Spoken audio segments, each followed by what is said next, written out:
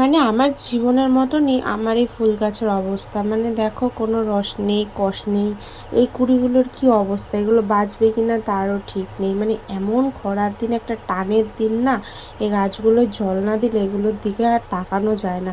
তো যখনই সন্ধ্যাবেলা বা বিকালে একটু সময় পাই, আমি গাছগুলো একটু জল দিই। আর এই বাড়িতে যে ফুল গাছগুলো লাগানো, সেগুলো আমার, আর বিভিন্ন সবজিপাতির গাছ সেগুলো আমার মা লাগায়, সেগুলোও তোমাদের সাথে শেয়ার করছি। গাছগুলো আমার ভীষণই প্রিয়।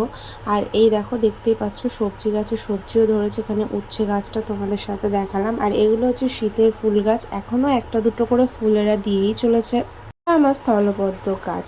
তো গাছের মতনই মানুষের জীবনেও কিছু রিলেটেড আছে। যেমন গাছটাকে যদি আপনি জল না দেন, সার না দেন, পরিচর্যা না করেন, সেই গাছও কিন্তু আপনাকে ফুল ফল কোনো কিছুই দেবে না। সেরকম মানুষের ক্ষেত্রে একটা মানুষকে যদি ভালোবেসে তাকে যত্ন সম্মান বা তাকে ভ্যালু না দেন, সেই মানুষটা আপনার জীবনে থাকবে না, উপরন্তু আপনাকে ভালোবাসাও দেবে না।